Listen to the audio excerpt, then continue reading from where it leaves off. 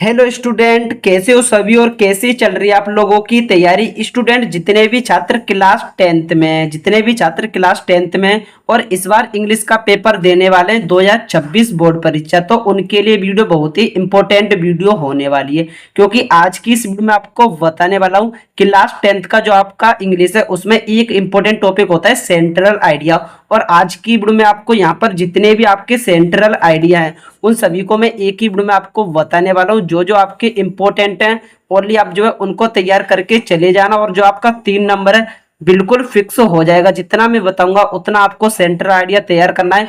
3 number आपका पक्का हो जाएगा। इससे बाहर जो है एक भी सेंट्रल आइडिया आपको देखने के लिए नहीं मिलेगा। तो जो मैं आपको बताने वाला हूँ वो जो है बोर्ड परीक्षा में 100% आपको देखने के लिए मिल ही जाएंगे। तो चलिए स्टूडेंट, आज की इस वीडियो की शुरुआत करते हैं। साथ में जितने भी लोग चैनल पर नए हो उनसे निवेदन है कि चैनल को भी सब्सक्राइब कर लेना। तो चलिए देखते हैं वो कौन से 3 इंपोर्टेंट सेंट्रल आइडिया हैं जिनको तैयार करने के बाद जो हमारा 3 नंबर है बहुत ही आसानी से पक्का होने वाला है। तो हमारा यहाँ पर पहला मोस्ट इंपोर्टेंट सेंट्रल आइडिया हो जाएगा डस्ट ऑफ स्नो। ये जो हमारा सेंट्रल आइडिया है वेरी इंपोर्टेंट सेंट्रल आइडिया, और हर साल पेपर में आपको देखने के लिए मिल जाएगा। चाहे आप 2023 का उठाकर देख लीजिए पेपर, 2024 का उठाकर देख लीजिए, 25 का भी उठाकर देख लीजिए। ये जो हमारा सेंट्रल आइडिया हर साल आपको देखने के लिए मिल जाएगा। साथ में जो हमारा dust of snow central idea है इसको आपको एग्जाम में किस तरीके से लिखना है उसको भी मैं आगे आज की इस वीडियो में आपको बताने वाला हूँ। मैं आपको 3 सेंट्रल आइडिया बताऊंगा, उसमें से मैं आपको एक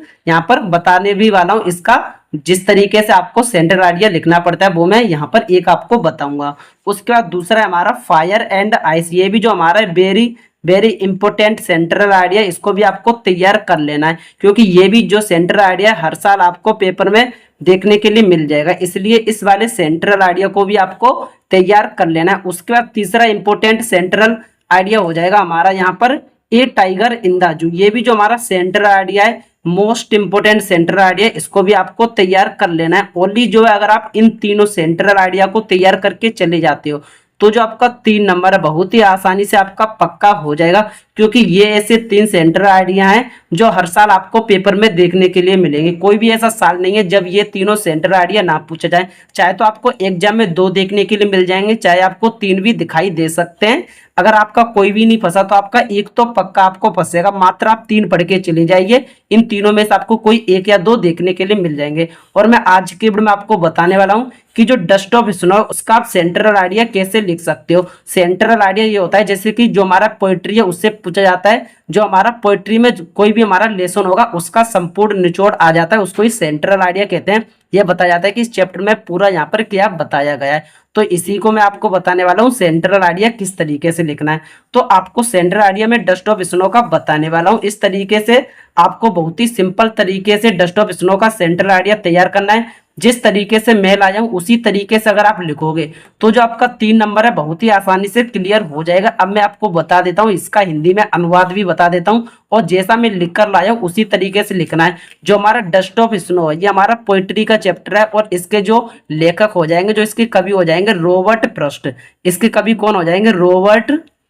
इसके कवि हो जाएंगे रॉबर्ट फ्रॉस्ट। इसके कवि हो जाएंगे इस सेंट्रल आइडिया के। तो उसके बाद अब देखते हैं आपको एग्जाम में किस तरीके से लिखना है। बहुत ही सिंपल शब्दों में लिखकर लाया हूं, हिंदी अनुवाद भी बिल्कुल सिंपल है। तो आपको एग्जाम में लिखना है the poem dust of snow is composed by Robert Frost. ये जो हमारी कविता है डस्ट ऑफ स्नो ये रची गई है रॉबर्ट फ्रॉस्ट द्वारा रची गई है। इन दिस पोएम, इस कविता में द पोएट बाज इन सैड मूड। इस कविता में जो कवि का जो मन है वो उदास था। इस कविता में कवि का मन उदास था। यह कविता dust of snow Robert Frost द्वारा रची गई है। इस कविता में इन दिस पोएम जो कवि का मन है वो उदास था। इट हैड बिन स्नोइंग, उस दिन बर्फ गिर रही थी। सून ए क्रो कम, तभी एक कोआ आया। इट सुक the dust of snow on poet, और उसने क्या किया? कवि के ऊपर उसने जो बर्फ का धूल होता है उसको गिरा दिया। उस कोए ने कवि के ऊपर उस धूल को गिरा दिया। दिस चेंज हिज मूड, और तभी से जो कवि का मन है वो बिल्कुल बदल गया। It represent a movement that some simple but has large significance. यह एक ऐसे क्षण का प्रतिनिधित्व करता है जो कुछ सरल और जो कुछ सरल और खुशी का महत्व रखता था।